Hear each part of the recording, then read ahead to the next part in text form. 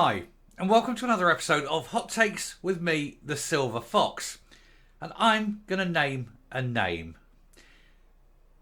Meghan Markle and Harry made claims about people within the royal family saying certain things about the skin colour of their children. They have never said who it is, or at least they've never publicly said who it is.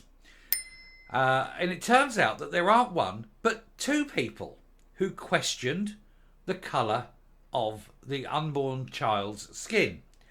I will point out that at this stage, that simply asking that question is not in any way, shape or form racist. I do not believe that the people who I will name are racist. I think it is just simple, open, honest question that could be asked.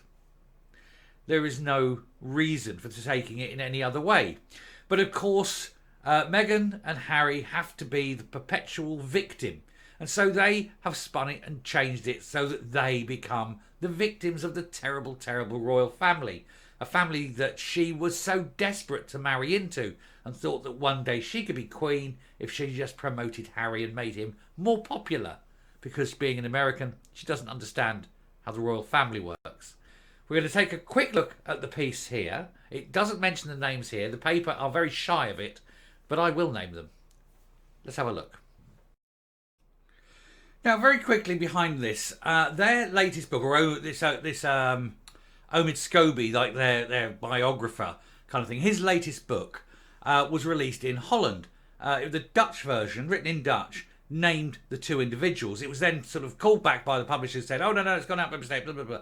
They tried to pulp it all, but not before some people have seen it and indeed bought the book.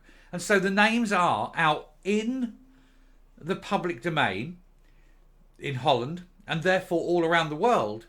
However, there is, I believe, there is some kind of injunction in Britain from naming them. However, that said, Piers Morgan has named them, and so they've been named and everyone around the world knows who they are. The knowledge is out in the public domain now. Piers Morgan has in this country named them, and I will also name them in case you haven't seen what Piers Morgan said. But very quickly we'll do here, just to get through, and then I'll name it and we'll do it. Piers Morgan names two royals accused of racism as Buckingham Palace consults lawyers. Not against Piers Morgan, though, it must be said, but over the book. The broadcaster sensationally named the pair on his Talk TV show on Wednesday night after their identities were mistakenly revealed in the Dutch edition of Omid Scobie's explosive book, Endgame. And it's certainly going to be Endgame, not just for him, but also for Meghan and Harry, the privileged whingers, who are now finished. By naming these two people, they're done. They are finished. They will never, ever be back in the royal family. It is literally their end game. They think they had it before. Oh boy, they haven't even started to have had it. Hadding is only starting. The gig is up for them. Piers Morgan sensationally named two royals accused of racism in pulled Dutch copies of Omid Scobie's explosive book about the monarchy. Speaking on his Talk TV show on Wednesday night, the presenter said he did not believe racism was intended, and nor do I. And when you hear who it is, I think neither will you. But Morgan, who famously stormed out of Good Morning Britain studio in fury after the claims first emerged in the Duke and Duchess of Sussex Oprah Winfrey interview, added, now we can start the process of finding out whether they ever got uttered, what the context was, and whether there was any racial intent at all. And I do not believe there was.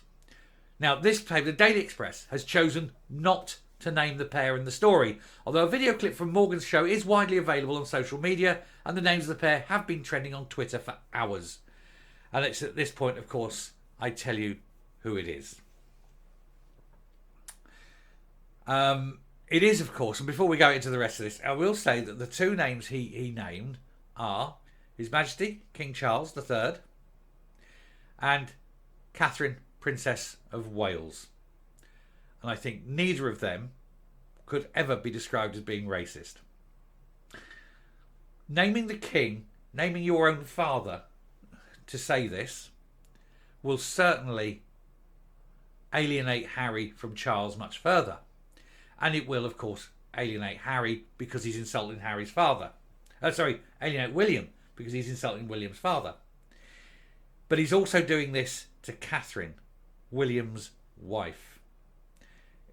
William will be king. Harry has just ended the relationship by letting this come out. Now, I know, of course, he didn't want it to come out, because of course he didn't. But the fact is that it has, and he must have told people for this to come out. And that will be the end of Harry and Meghan. Nobody will want to have anything to do with them. The marriage will be over fairly soon. Harry will want to come back tail between his legs. But I don't think he will be welcomed. He may be welcomed, of course, by Charles, because it is his son at the end of the day, and fathers can be all, very forgiving. But I don't think William will ever forgive him for doing what he's done to Catherine. And I think that's it. I think Harry is finished. Certainly, I think the relationship's finished. I think with this coming out, I think Harry will probably just about had enough. He's a very unhappy, depressed man. At the best of times, this, I think, will finish it, and it will finish the relationship. Anyway, just quickly round off here. It came as neither Mr. Scobie nor his publishers could explain how the two figures, said to have been questioning what colour the Duke and Duchess of Sussex's first child, Prince Archie, would have, were revealed in the book's Dutch edition. They blamed a mistranslation, but you can't mistranslate a name. A name is just there or it's not. One paragraph names both royals, and a second error elsewhere in the book names just one of the pair. And in both cases, the paragraphs do not appear in editions in Britain and in other countries. But they did appear there. They were bought. They're out in the public domain. He's named them. They're done. Harry's done.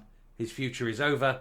He is no longer really considered a member of the royal family. Certainly not by members of the royal family. And I think he knows that everything has just gone completely pear-shaped.